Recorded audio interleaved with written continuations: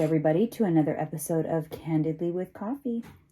Here we go. Back again. Happy Monday. Yep. Happy Monday. New week. New week. Beautiful Sunday.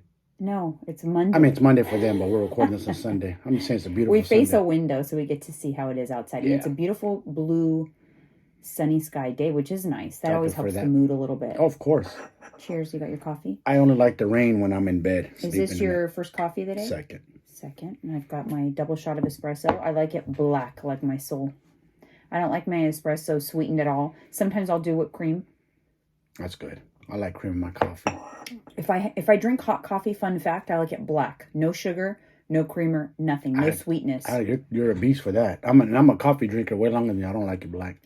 I only like sweeteners and creamers and things like that if my coffee is cold. Like a cold coffee.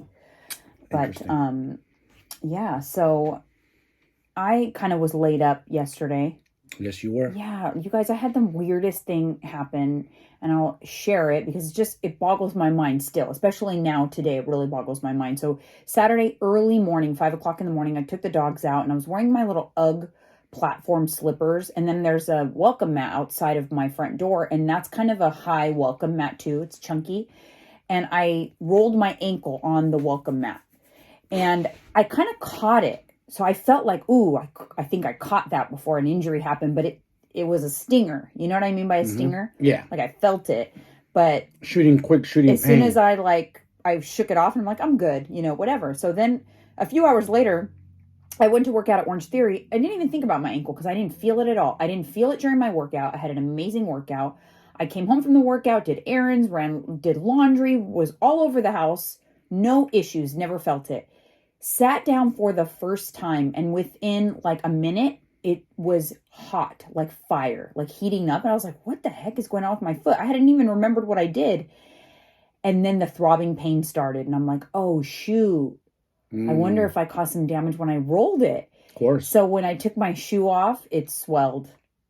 And I'll pop a picture up on the screen so you guys can see it. You sprained it. Yeah, but it hurt, and when the pain came, it was very fast, and it hurt a lot, like very painful. And I'm not someone who gets injured very easily. I don't think I've ever rolled my ankle, ever. So I'm not prone to injury. Basketball days. Yeah, so I'm not prone to injury, so it was weird, but... Hurts. It hurts, But here's the mystery, the big mystery. Obviously, it was swollen, and if you're watching on YouTube, I will put the picture up. It was swollen, and it almost looked like it was starting to get black and blue around the heel. It was swollen on both sides, right on either side of my Achilles. And I iced it for a few hours. I elevated it and just stayed off of it the rest of the day. And this morning, it feels fine, and the swelling is gone. I mean, I wouldn't say fine. Yeah. If I would say, yesterday, it was like, if normal is 1... And yesterday, 1 to 10, and normal is 1. 10, yesterday was a 10. Today is like a 3. Yeah. I hardly feel it. Body's healing quick. Especially when you're in good shape. I mean, and a few people that I talked to yesterday were like, oh, good luck. You're going to be out of working out for a week. And I'm like, oh, no, I'm not. Like, I'm going to heal because I heal fast, Yeah. And then this morning I feel fine. That's good. Just don't push it. I'll be a little more cautious or whatever, but I literally feel fine. But it's just kind of like a mystery. Happens. Like, yeah, do I think I could put heels on right now? No, but I could put tennis shoes on and walk. I'd be fine. I've been walking. Yesterday, I couldn't even walk. You were limping bad. I couldn't put any pressure on it. It felt like the pain was also like in my heel, like on the bottom, like underneath, like in my heel. Yeah. Oh my God. And it just kind of like laid me up there. It kind of made me realize again, because I talk about it quite frequently, how grateful you should be when you are good and when you can work out. When you not even work out, guys, do things. 2 legs, 2 arms, they're all working. Like today I've done laundry, I'm jamming again. And yesterday it like stopped me dead in my tracks. Yeah, I got on the couch and just ate all day and was on the internet. Oh, well, you got a chill Saturday. Yeah, I mean, I guess maybe you needed that to slow you down a little bit. Maybe. For a day. I don't know. But yeah, that was, I did watch my first Christmas movie of the season. And guess who's in the Christmas movie? Who? Lindsay Lohan. Oh, you know what I heard? I saw somewhere like she was making a movie or being a movie. Yeah, last year she filmed it. This is like her return. You'd never know that she had any issues. She looks really good. She turned it around? She looks good. She did a great job in the movie. It's cute. It's on Netflix. She turned it around. What issue did she have? Was it drinking? Drugs, I think, in general. Damn. You know, child star curse. Always. Why? All of them. Look at Aaron Carter. Same thing he said. Yeah. It's like, dude, it's crazy because we don't understand that life. They don't get to have a childhood. When you're a child star, you really don't get to have a childhood. It's like you're robbed of that. You can't be out with kids at the park. You can't do certain events because you're a famous kid now. There has to be, it has to be something because a lot of them, there's a lot of correlation to a lot of problems. Yes. Look, Aaron Carter recently obviously died. He's just one. Britney Spears. Another one that was shocking to me when it started to happen because Alyssa and I specifically loved her. We used to watch all her movies. Was Amanda Bynes, and I don't think she's back. Like she's she's gone. Gone, I think. Damn. Yeah, she severe mental illness. There's something about child stars and like severe mental illness. Well, they hang out with the wrong people when they become adults and start doing drugs. A lot of them, and that's too much money. Maybe access, enablers.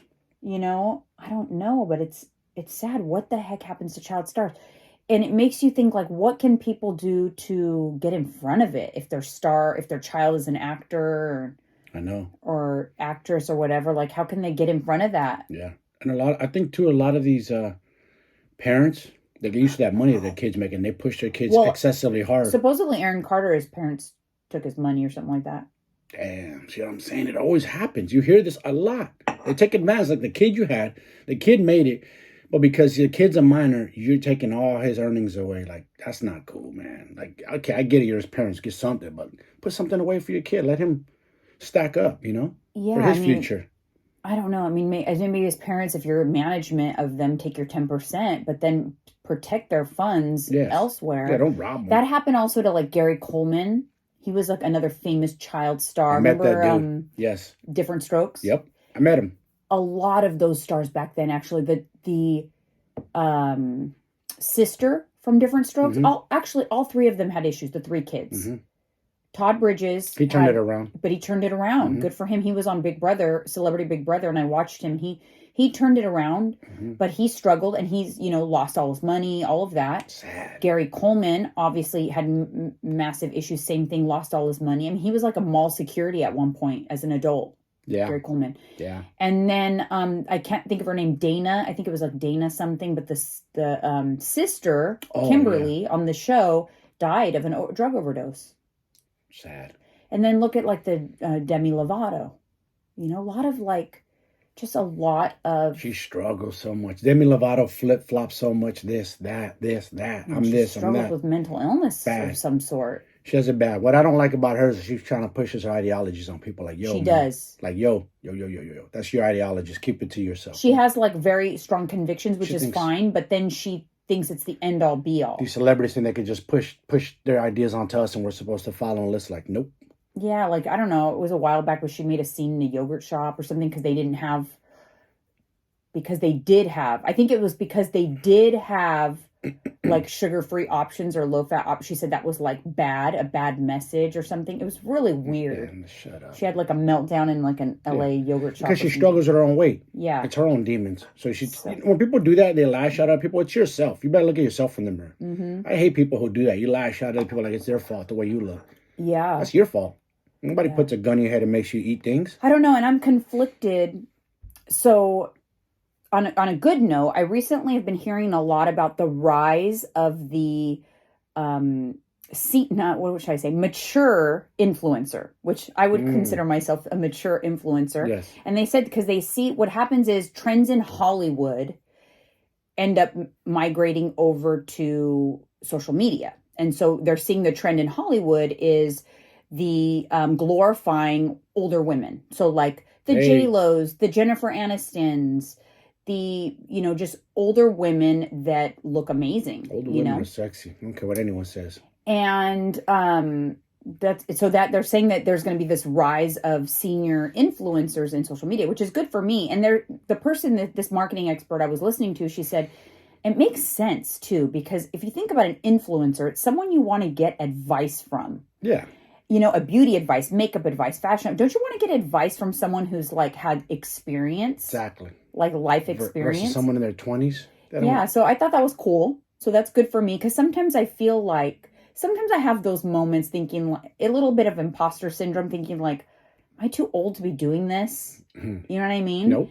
But then I'm like, oh, well, hey, but Jennifer Aniston was recently on the cover of Allure magazine. And what I was getting to when I started this conversation was, what I struggle with is the negativity that somebody gets if they are above average or not your average person. So like, because of the way Jennifer Aniston looks, she's getting some backlash from the Allure magazine shoot. I want to get this magazine, by the way. I'm going to go to Target today, see if they have it. Let's backtrack a little bit. Well, how does she look? Well, amazing. Okay, so why is she getting... Because they're saying it's, sure, great, thanks Allure, you're glorifying a woman who's 54, but you picked Jennifer Aniston, who doesn't look like your average 54-year-old. Okay. And so they think that's a problem. They should have showed a woman with Spanx, or a woman, because it's not fair, because Jennifer Aniston is 54 and she looks great, but she has access to nutritionists and personal trainers and all that stuff, right? Mm-hmm. I don't have access to those things. Most of us do not. You don't. And I think, and listen, I understand somewhat, but I just have a problem with the person. And yes, obviously Jennifer Aniston probably has some privileges, but the message is that you have to have those privileges to achieve that. Not true. Yep, not true. That's not true. So stop telling yourself that so that you can make yourself feel better. Yep. And stop like bashing or like fit shaming someone who looks good for their age. Or good at all. Fuck that for age. But yeah, but I know what you mean. Yeah. And they, they're like, oh, she has long extensions, so they're trying to make her look young. She has, for one, yes, maybe has Jennifer Aniston maybe done a little Botox and stuff. Yeah, but actually she's probably one of the celebrities out there that's done the least. She looks very similar to what she looked like. She doesn't have a lot of changes, to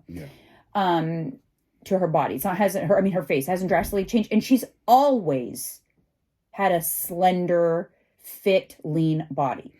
You know what I think people think, babe? This is just my take. I think they think celebrities, because they're on TV or whatever their fame comes from, like they have the best discipline in the world not to eat like bad food. Hell no. No, they don't. They crave ice cream like we do. They crave fast food. They crave everything we do. They just say no to it. Trust me. Right. She goes to the gym. She has to put in the work. Not her trainer. She has to put in the work. She has to watch what she puts in her mouth. I mean, it's the same as any human being. At the end of the day, same thing. You still have to do the work. There is no way I can pay someone else to go do it for me. You could be a billionaire and you still got to put in the work. It doesn't matter. No one can do it for you. So while I understand, it's nice to see sometimes people can relate to relatable people or whatever. Yeah, I get that. I don't like it for the reason of making you feel good for staying mediocre. Do you know what I mean? Yeah. Like, if you choose to, however you choose, like, I'm happy the way I am, then be happy the way you are. Don't feel like you have to look for other people to solidify your decision. Because then why are you trying to convince yourself, or are you truly happy? I don't know. Most are trying to convince themselves. Yeah, like, I don't know. And I just, it's sad to me, because when I saw Jennifer Aniston right away, I was like, wow, she looks absolutely amazing. And yes, it's a photo shoot, guys. Yes, of course, she's got, a makeup team, a glam team, and they're going to edit the pictures somewhat or whatever. And that's just life. That's just the way it's always been. But if you see her on like the Friends reunion when they showed her whatever, she really looks like that. You see her movies. She's always taking care of herself. She's never fallen off. If you watch all her movies, any show she's been currently, she's never like fallen off on herself. It just kills me the way that like something good, and then she's going to be torn down for, and I'm sure she had a lot of good feedback too, but there was a lot of people like, slamming it. Like, and it was just like, oh well. I don't know. Someone, a news, it was like Good Morning America or something was like, it'd be nice to see a roll or some Spanx, like Why? real 54-year-old women are. I'm like, why? Why? Why is that a real 54-year-old woman? Yeah, what makes that a real 54-year-old woman? Why can't we aspire to look like her? Yeah, like what's wrong with it? And shouldn't, like, I feel like magazines and things like that should be aspirational. Aspirational, right? You pick up a magazine because you aspire to, you want it to motivate you. Yep. But then again, here's the thing, the flip side, and I have to play devil's advocate. I understand that not everybody gets motivation from things like that. It actually makes them feel worse and makes them want to do less. It has the reverse effect. So they have to shelter themselves from that. That sucks. That's too bad that you got to be that way, though. You know what I mean? I guess some people can be like that. I don't know. God, what is it? Jealousy, insecurities? What is it? I don't know, because I can't relate. Because even when I was big, and didn't, listen, I got stretch marks and the whole nine and flaws and imperfections and cellulite and all of that. But it doesn't make me feel some type of way if I see someone on a magazine that doesn't have cellulite. I'm like, oh my God, she doesn't have any cellulite. I like seeing men in their 50s that are ripped and in shape. Yeah, because it gives you motivation, yeah, because I want to be in, better shape. I want to do. But when I was big, before I lost my weight, I found in fact, even back then, Jennifer Aniston was literally my idol. I loved her back then. I remember, like, because I was big time into Friends. When I was overweight, that time frame was when Friends was on. Its first run, the seasons were going. And I would look at her and go, oh my God, I just love her shape. I love everything about her. Yeah, and I would aspire, right? I didn't look at her and go, oh, I like to look at the episodes where they show fat Monica better because that makes me feel better. Like, that doesn't make me feel better. I wanted to aspire, and so I don't know, but it sucks to me that there has to be negativity. Like, she looks so good. It's the final print issue of Allure. And if you haven't seen it, go look, because she looks amazing in it. It's too bad we're in this era. These people, it's just so much hate and jealousy. Like, damn, get it together with yourself. Stop. That's your problems, your own demons. Man, people always want to make people feel a certain type of way because they put in the work or they take care of themselves to look good, and they want to make a million reasons why they can't be that way. Yeah, and it's not because you don't have a personal chef and a personal trainer. Exactly. And all of that, because I don't have any of those things. You know what I mean? Like, I didn't have any of those things 25 years ago.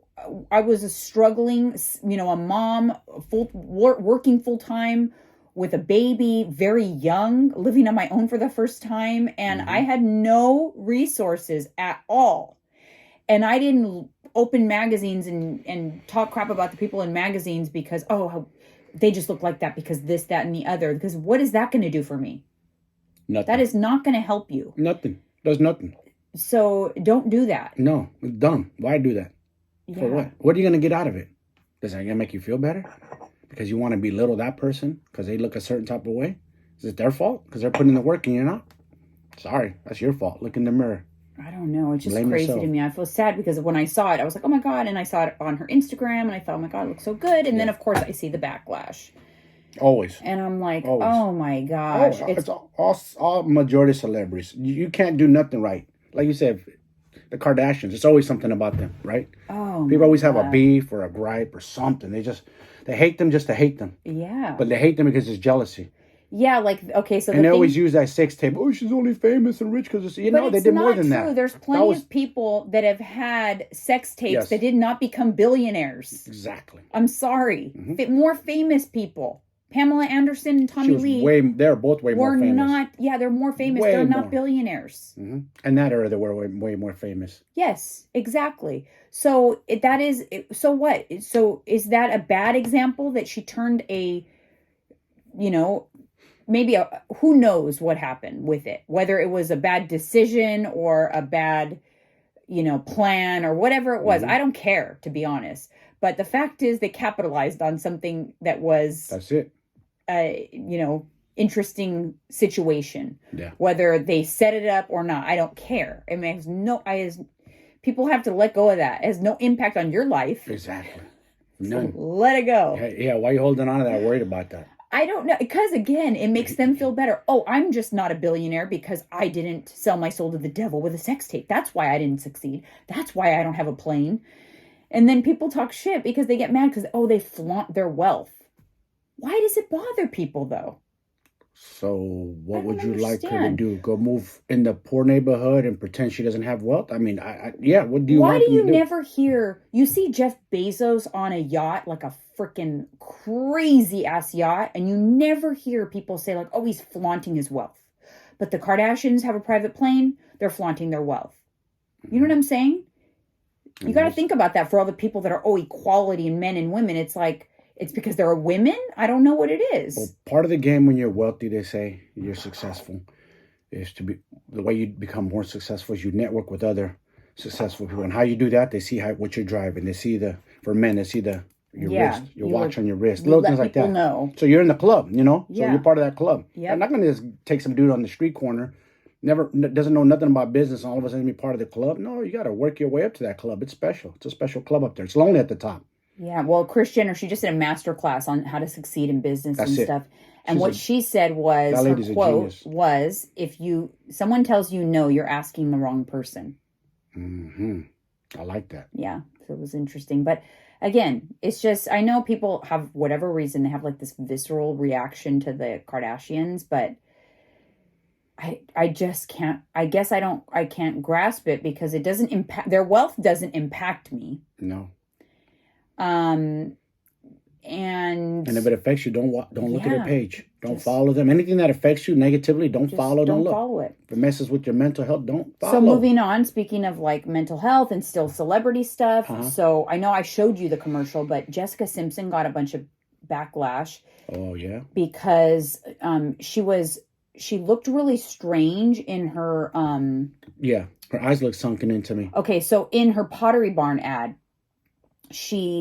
to me, she definitely slurred. She was slurring for sure. It was a little like questionable. I thought before I saw all of the hoopla on it, I saw the actual ad and I thought, why does she look a little off? But of course, then, you know, the TikTok army comes at her and a lot of people are like, oh, she's getting too skinny. First of all, I hate when people start on that whole tip. Oh my God, here we go. She's getting too skinny. She's someone help Jessica, blah, blah, blah. But irregardless of her weight, because I don't think that has anything to do with her weight. There's something going on with her eyes, something. So I started to just like do a little research and it like, what is it that gives me this feeling when I look into her eyes? And it was also that she slurred. She was slurring the way she was talking. But then I came across something that was fascinating to me. And I want to know if you've ever heard of it. What? Sanpaku eyes. Never. It's an ancient Japanese...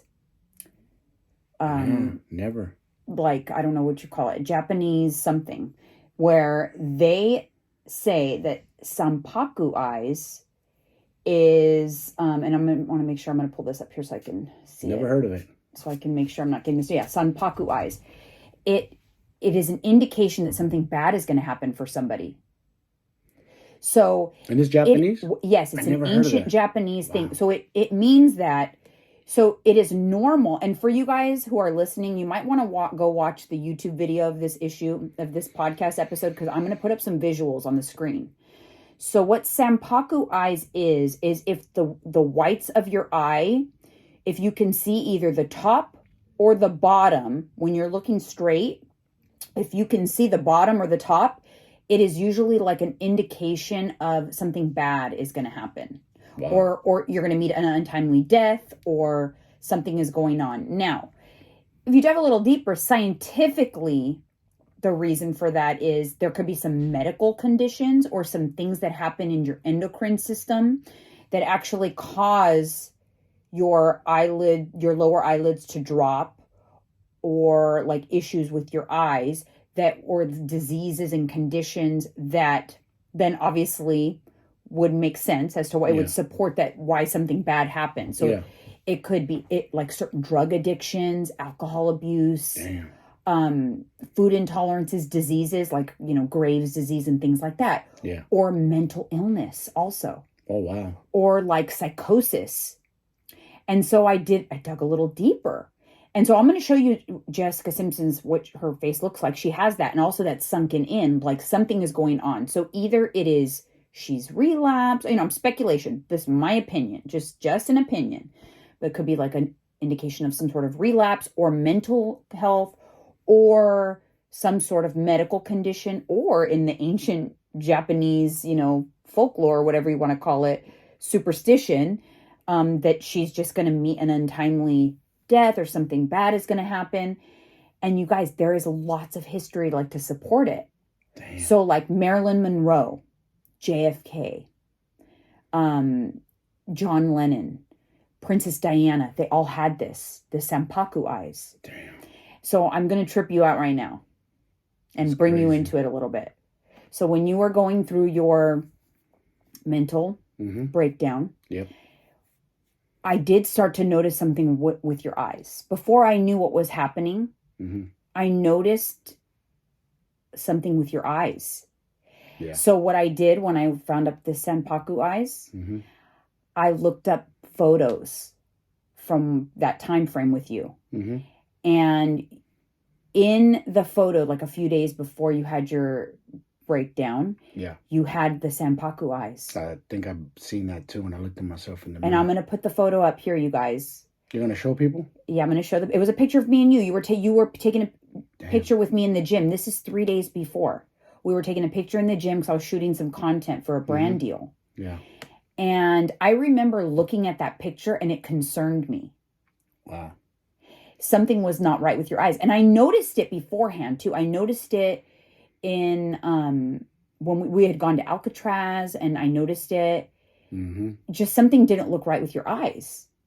And it doesn't look like that now, but it looked like that then. You had a different look in your eyes. And remember, I've told you before, like sometimes when you've struggled, when you've had different issues with too much drinking or whatever, the like shark eyes thing, that's another thing too. When it's like someone's pupils get really, their irises and pupils look like the same color.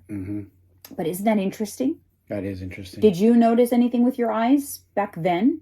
Nah. When you looked at yourself, or no? I just noticed it wasn't the same person a little bit. I was off.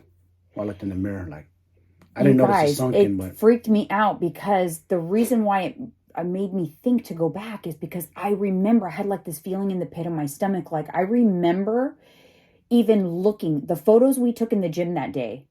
And again, I didn't know anything what you were having a mental breakdown at all. I thought something else was going on. I did not know. What did you think was going on? I don't know. I just thought you were just, I don't know. I don't know. I couldn't put my finger on it. But I do remember editing those photos and thinking that you looked off. And now it makes sense. Addicts, it shows in their face and their eyes. You can't hide it. And specifically because you, like the bottom, I remember the bottom of your irises showed, and you can kind of tell in the picture, not the iris, the bottom of the whites. So that's what Sampaku means, like 3 whites. Like you're not supposed to see the top of the whites or the bottoms when you're just like looking normal. Your eye, it's not supposed to be like that. So other famous people that like had issues like had that also, like Princess Diana. And Takeoff, he showed in like some people like have it permanently. Takeoff has like you could see big time the whites of his eyes underneath here, and obviously he passed away recently. And it was a shooting that was accidental. Wasn't even aimed. The bullets weren't even aimed for him. Wasn't even his beef. Isn't that scary? He was just there because it was his cousin. Crazy, but anyways. Wow. But specifically, the bottom could mean drug addiction, some sort of a drug addiction, a drug abuse type thing when the bottom shows. Now, here's another interesting thing. Usually, I think it's when the top shows psychopaths and serial killers. Many serial killers that the top show. Many have like the Sampuco eyes where the top shows. Now I want you to pull up a picture of them old school serial killers. I want to look into. Yeah, I can always tell. I'll show you, and I'm going to put it up. What I always tell you about people. He has the Sampuco eyes. Hit it.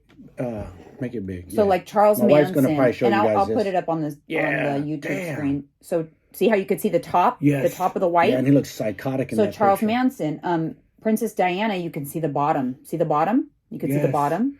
Yes. Prince was another one where you could see JFK. Elvis. James Dean. Elvis. James Dean. Elvis. Elvis Presley. Remember I told you the movie? I just watched Yes. it, and at the end I go, babe, his eyes. Yeah. He's 42. His eyes looked like he wasn't there. Yes. He was singing, but he wasn't look like he was Marilyn there. Monroe. So it's crazy. There's something to it. And that's why the, ancient Japanese, superstition. I believe a lot of ancient Japanese stuff. Because I'm into the artwork and so the it's culture. it's like a message of some sort, or it could be like some sort of the way your body reacts to certain mental illness, to certain disease or whatever it may be. If there's a scientific explanation, great, but it still means something could be wrong if normally you did not have that before. And with Jessica Simpson, they showed pictures before where she did not have that, and now she does. So is something going on? I don't know. Yeah. Or is it like bad plastic surgery or something? Did she get too much Did she get like Botox where it pulled this down? It could be. Yeah. But I don't know. Like, again, this is my opinion. I thought it was very interesting. And, I'm always trying to bring interesting things to the podcast. Yeah. It is and especially because we had a personal, like I remember specifically having that feeling. And when I saw this picture of you, like that you did not look right. I looked in the mirror one time when I was going through my stuff, and I saw that wasn't me. It scared me. Like, oh, yeah, I'm in trouble. I just kind of knew it. Like, oh, you looked at yourself like, I'm addicted. Yeah, because something was different. Yeah, something was definitely different. Because I've seen my friends when they were addicted to drugs, and they would never look in my eyes directly. It was look down. So I know how it is. It's so crazy. It is crazy. So Sanpaku eyes. There's lots of people, and if you look,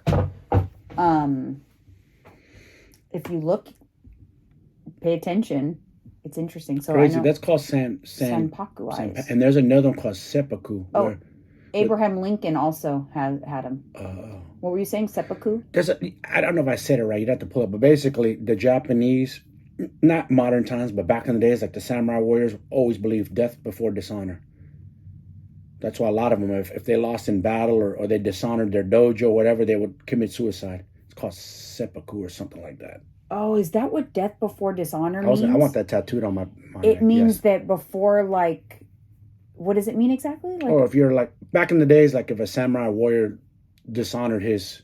You're right, seppuku. If he lost a battle or dishonored his dojo, whatever, anything dishonorable, by being honorable, you have to commit suicide. And the Japanese mafia, the Yakuza, they've been known to do it too. So they don't break. Like if they try to interrogate them, they're not into cooperating with authorities. Oh. They're known. That's why I first heard of it, the Yakuza doing it, but it really goes back to like ancient times. So interesting. Yeah. Japanese has a deep culture. Like U.S. is so brand new. We don't have a lot. We have a civil war and some things happen. These things go thousands of years. Yeah. I watch a lot on samurai culture, on Japanese culture. It's dope. And as much as like I was bothered at first when I saw the comments about Jessica Simpson, because right away it was about her weight. Like first she's too fat. She was on Good Morning America wearing mom jeans, and she was a little thicker for sure, but she was not fat by any means. And then that was like a big deal. Oh my God, Jessica Simpson looks so fat. Whatever. Then she loses weight and people still aren't happy. It's like you can never please social media. It's ridiculous. So I was kind of bothered that it went right to her weight, because that's not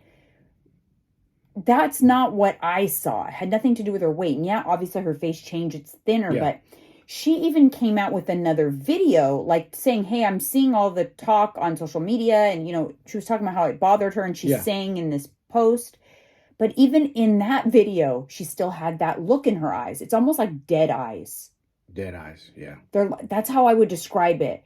Is like a dead eyes, yeah. And it's like you can't hide the dead eyes. There's just certain type of people have this killer look in their eyes. You know what I mean? Like serial killers have that look. Like just evil people have a certain shark eye look. Like Manson, show me that picture. He's got that look in his eyes. Yeah, but I also feel like it could come and go. Yeah. Because like I said, there's been times when years ago when you drank too much, and I would look at you and go, uh-oh. He just had one drink too many, because your eyes turn into shark eyes. Like they go dead.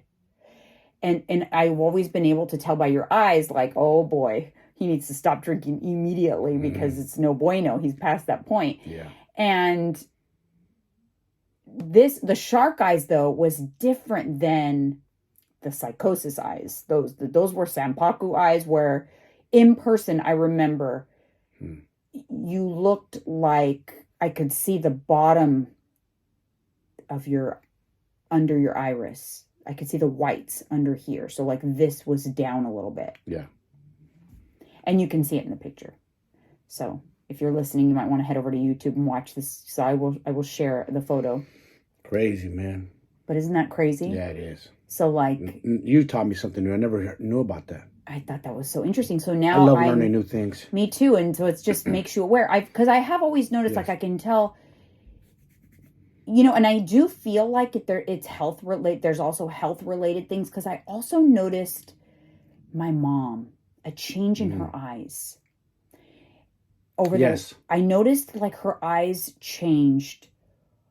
It was almost like there was a sadness in her eyes, but like there was a change, a shift in her eyes, and the way I know my mom knew she was ill for a long time is I can go back because I looked at so many pictures of her after she passed, and I noticed the shift in her eyes when she became ill. Yeah. And it was almost like the same kind of thing. Now that I look back, now I want to go back and look at pictures. Did she get Sampaku eyes? I think she kind of did. And they were a sad eyes too. Yeah. And when I look back, I see the last time my mom had the happiness in her eyes, like the sparkle, was back in like 2017, early 2018. She lost the sparkle after that. And I think that she was ill for a long time without us knowing. And it's very telling now that I look back at her eyes. So, you know what they say? The eyes are the windows to the soul. That's true. You can't hide. True. You cannot hide what's... Your eyes show a lot if you just pay attention to people. Eyes show a lot. And they say you can tell if someone's lying. Like if they look up, they're searching for like what to say. Mm-hmm. Also, if someone avoids eye contact, there's so many different things other than the Sampaku and serial killers and all of that. But they really are the windows of the soul. And I... Specifically, when my mom was in the hospital, her eyes were, and now I need to look back, but at some of those pictures and videos I have, because her eyes looked very sad. I remember thinking how different they looked. Yeah. You did show me some pictures when you thought she was ill and her eyes did have a different look. Oh, well, there is, you know what? Good point. So the day that I knew for sure without beyond the shadow of a doubt, and you guys know this, I've shared this story many times, but we took a selfie on Thanksgiving last year. And when I looked at the picture, my heart fell into my stomach and I put my phone away really quickly. I didn't even want her to see the picture because I thought, what on earth is wrong with my mom? Yeah. And besides the weight loss, there was something in her eyes, 100%. So I do actually, I'll look at that too. And I'll post that selfie up. I'll post it up. It's a special picture to me, but it's a very sad picture, and it's the reason why I came home from Thanksgiving last year and bawled my eyes out. And you're all, what the heck is wrong with you? Your parents are alive. Yeah. And I was like, no, something is going to happen, something bad. Remember? Yeah, you did say. I said, I feel it in my bones, and it was that picture that triggered me. You women have some crazy ass... Mothers and women have crazy intuition, man. My mother had crazy intuition, too, like she knew. I know, right? She did. It sucks, too, to know that, right? Doesn't it bother you sometimes? Like, damn, I don't want to be right. No, it's terrible. I don't want to be right. Please, I hope I'm wrong. Yeah. And it's like when you have that feeling, you want to be able to like do something to change it, but you're not like that powerful to change things. Nope. The arrogance of humans. We think we can fix and change everything, but nope. Once everything's written and your time is written, that's it. There's nothing you can do. It's just the way it is. You have to accept it as it is. Certain things are meant to happen the way they are. I don't know. Like, look, I lost... Not to get off topic, but 3 friends, 3 different dudes that I know, all lost their fathers in the same week. I think there was a 4th person too, but I didn't know them personally like that. But 3 people that I know personally lost their fathers all in the same week. It's crazy, just like that. I know, and it's the age that we are too. Mm-hmm. Yes. It's so hard. Oh, you too. You went to a service I went to a recently. funeral. Yeah, that was sad, and it was like hearing all the stories and. Yeah. It's sad because death is just so sad because it's like the finality. Yeah. It's like, God, their story, their story is just memories now. Yes. But you know what it made me think? And I was sitting in that church and I was thinking, like, I think sometimes we get so caught up, especially at this age, like because you're losing your parents and you're stuck in the memories of your childhood. Like every day I just think about like my childhood and my time with my parents and all of that, right? Yep. You get so stuck in that you forget that right now you're making the memories for the future. Yes. Facts. So you can't stop. You can't stop because these are the memories for 40 years from now. Mm-hmm. My parents didn't stop. They didn't stop making memories when their parents passed away. We had another, 30 plus years of memories that they made. So it's a good reminder of memories are beautiful and we but we have to remember that we're making tomorrow's memories today. Yes. And it made me realize that. And I started thinking, like, what memories am I going to make still? I'm still here. My life is not over just because there's so much like sadness and I feel like I'm getting older. I have, 40 more years of memories to make. Right. So that my kids at my memorial service can have stories and memories because their stories are not going to be my stories. You know what I mean? They're going to have their own stories of me and us and life and you can't forget that. You can't get so caught up in what life used to be that you forget to make your life now, Don't stop living. Yeah, you Whatever can't. you do, while you're here, don't stop living. Sometimes it's hard, but you got to keep living. And you know how I've been struggling with not wanting to watch Christmas movies or not wanting to put up my Christmas ornament. Like, I can't do that. I have to keep going. Or Halloween. It was like a blink, like it wasn't even here. But I have to I can't just because I'm bummed and sad, I can't stop because it brings sadness. You have to learn to be sad and happy at the same time. Yeah. I think it's possible. Yes. I think you can be sad and reminisce and also be happy at the same time. They can be parallel roads. You don't have to feel guilty for your happiness because there's also sadness. Exactly. So there's always going to be sadness in life. It's always going to hit us at the most least expected times when we're not expecting it, and you have to learn to push through. It's just tough. But so I'm glad that I had that like epiphany in church. I was, at the services because I thought, there's still a lot of years because a lot of the stories they were sharing were, his daughters were, talking about growing up and then, all of that. And I'm thinking like I still have a lot of memories to make. Yeah, exactly. With my family, with my kids, Yeah. It was just a good reminder because sometimes you get caught up in memories. You do. Yeah, you got to go forward. You got to make new ones. Yeah, so that was a good thing I got out of going to the services, but it's always sad, services are always sad. Yeah, when you make peace and accept the cycle of life, I think it helps a little bit, because humans, we live in denial. We think we're never going to lose our loved ones, our parents, but that day comes for everybody. No one is leaving this place. Period. Yeah.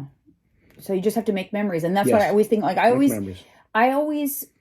do have a very like consciousness where I'm always thinking like this right now is going to be a beautiful memory someday. Just even like the little things too. And let me tell you, don't think that making memories means you got to go to Disneyland. Okay. It doesn't mean like some extravagant vacation that's making memories. Yeah. Vacations make good memories, but it's in the little things, start thinking about now, like what legacy are you leaving? Like what memories, what will your story be at your memorial? What will people have to say about you? Live your life in such a way that you think that will be like, people will have a lot of amazing memories to share. And it doesn't have to be big, extravagant things. I think that some of my best memories with my parents are the little things. Yeah. Like even, and I remember like when I went to my mom's house to drop something off or whatever that one day last year, we were both in the same outfit, the leopard. I remember in that moment, I handed you my phone and said, hey babe, take a picture. And in my mind, I thought, this is going to be a beautiful memory someday, because we laughed and then we took a picture and we ended up posing the same way. I'm like, oh my God, Mom, we posed exactly the same. Yeah. And I remember like my heart feeling full. And I'm thinking, someday this is going to be a beautiful memory. And I remembered it. I thought of it in the moment. And now I do that a lot. I find myself doing that a lot because now it is a beautiful memory. Yes. But like, even like little moments with my dad, I think, oh, this is going to be like a beautiful memory someday. Like, we just went to Panda Express the other day, and he was just funny. He was, being his old self kind of. That's good. And he was like making jokes, and I recorded him a little bit, and I thought, this is going to be a beautiful memory someday. Like, just these little go to Panda Express with Dad. Like, that's not some fancy schmancy like event. Doesn't have to be grand. No. But just think about, like, appreciate the moment before it becomes a memory. Yes, true. Just try to be like in those moments. And I'm trying to be more aware and more present and think about those kind of things. So that's always kind of nice. But on another note, since it is November, and we touched upon this a little bit with No Shave November, but it is Men's Mental Health or Men's Health Awareness Month. So I thought it would be a good opportunity to talk just more about men's mental health. Yes, remember we talked about it, that it's Men's Health Awareness Month, but also specifically men's mental health. And I think that there needs to be more. We're not supposed to have mental health. See what you just said, men. It's men, we're not supposed to, but we do. And that's the problem. Mental health issues? Oh, yeah. Yeah, it says 77% of all men have suffered from some sort of mental illness. Damn. And 40% of those people have never spoken a word about it to anybody. I'm 77%, but I've spoken. I'm outspoken. But you didn't. No, I didn't. For a long time. No, I held it in. Because, again, that word man, we're not supposed to. It's supposed to be tough. Man, you're not supposed to crack. You didn't want to show weakness, but that's what happens. I think we teach our little boys to be tough. Shake it off. We don't cry in baseball, right? Mm-hmm. We teach them that they're not allowed to have emotions. My dad, he said, boys don't cry. That's for girls. I'm an emotional dude, though. I cried. I like how my mother's emotions. I was trying to find some stuff because I've always thought, here's my thought process. Women go through postpartum depression because their hormones get all out of whack. Yes. And then in menopause, they struggle a lot of times with mental health because, again, their hormones get out of whack. Their estrogen drops significantly after a certain age, right? After when you hit menopause. But men also, their testosterone drops drastically when they hit a certain age. Yeah. And I couldn't really find a whole lot of information on it on the internet, to be honest, but it didn't correlate the men's mental health specifically in their 40s with a drop in testosterone. But don't you think that it's almost like male menopause? Yeah. And I'll tell you this, I didn't feel nothing in my 30s. Nothing mental health that I can remember at all. I don't know if you can, nothing. Mm-mm. Something, I don't know what the hell happened, but it ain't just me. The more and more I talk to guys and stuff, I'm like, okay. Yeah, you're realizing that it's more common. Because if I'm open up to them, then they'll open up. Right. A lot of men just don't. They have this shame about them. And I always say this, like, listen, I did break. I broke. My mind broke. Doesn't mean I'm a weak dude at all. Physically, no. Mentally, I might have broke, but, I was able to turn it around. It's always a battle. But something definitely in our 40s. Yeah, there's got to be. I didn't realize it. And that's why, and this is what I thought. You know how, like, for women, they talk about it like, oh, menopause, blah, blah, blah. But for men, they call it something different, something more exciting. Midlife crisis. And they get a sports car. Yes. That's how to make ourselves happy. Go get a convertible Corvette was a thing for many years. That make fun of guys. It is midlife. That could be like midlife crisis was just because they didn't want to talk about it. Like, oh, men's testosterone drops, so they're struggling with mental health in their 40s. No, they call it midlife crisis. Let's get a toupee and a sports car. Mm-hmm. Right? Look, I shave my head. I can grow full hair, but I'm not ashamed of it. But a lot of guys try to hold on with their toupees and the little sprays they do. Isn't that interesting that I think that really the midlife crisis is actually the 77% of men that are having a mental health crisis? Yeah. And we don't realize it because we don't go get ourselves checked out.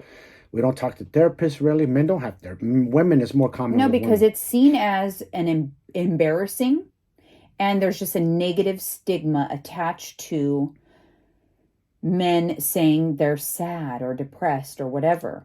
And I could speak for, I'm not going to say all men, for most men. We don't want to look weak in front of our woman. That's just the bottom truth. You want to feel like a man, like a protector. The last thing is you want to feel lesser than her, like she's the protector and you're the weakling. Does that make sense? Mm-hmm. No, yeah, that's for how I sure. felt. I'm going to be honest with you. When I was gone, I was scared. Like, I ain't me. I'm not this strong protector guy no more. You know what I mean? I like, wasn't me. And it was scary. It wasn't me. Yeah. I felt like I couldn't protect you. Well, in any way, shape, or form. If you think about it, so like, think about the men in your life. You know, I have my dad struggled with mental illness, and he even said that to me recently, because he's 82 though. But he struggled, and he struggled, and I remember when his struggles began. They began at retirement. Actually, I think he had issues a little bit before that, but really that was a very pivotal change in his life. Mm-hmm. So in retirement, that was a trigger for him. Happens to me, I believe, to a lot of sports athletes too. Because it's like they lose their purpose. Yes. When they retire from sports, because it's like it's over, and mm-hmm. now what? Their identity. And for my dad, retiring was a trigger for him. Yeah. But he even told me recently, because he struggles with, he's just not as like mentally strong. I remember growing up, he was a very strong man. And I asked him, I remember he was like complaining in the hospital, and I said, Dad, you used to be so strong. Like, what happened? And he said, when I had my first like bout with depression, he's like, my mind has never been the same. Damn. It always is like I lost that that shell that was like, and it's always been like, closer to the brink. Damn. Ever since then. It was like interesting to me that he acknowledged that, Yeah. But again, it just goes to show, and at least he did acknowledge, and I remember my mom was just such a strong woman. Oh my God, so amazing. But when my dad, and to have someone who goes through depression and mental illness for like a long period of time, it is difficult for the caregiver. It's very difficult. And I remember the little room that my parents hung out in. My mom wrote on the wall, like, you are strong. You can do hard things. Or she wrote that on the wall for my dad, because he would lie on the little futon and he would look at that wall. And he said it helped him. He would see that every day, and it was like, no, I can do this. And he would read that. And my mom did that. I was like, wow. It's all mental. You see that? It's just a flip of a switch sometimes. You can change your mindset. And my mom was like, yeah, just who knew that she knew what to do or what to say? Incredible. The instincts that mothers have. Or wives. Or wives, yeah, that too. Wives, mother, it's all different. It's just instincts you guys have. Because it's crazy. Because even you, like, I've never been through that. I wasn't living at my parents' house anymore. I was an adult when that happened with my dad. Yeah. I didn't know what to do, but I don't know, somehow I figured it out. Yeah, you did. Remember we went to the bookstore? Mm-hmm. Yeah, what made you do that? That was cool, though. We need to go back to that period. I know, right? Even now. I know. The bookstore was because You must have read somewhere. No, I didn't. I remember thinking, I could tell, like, I felt like your mind, like, you would get lost in your thoughts. And I felt like thoughts were dangerous. Mm-hmm.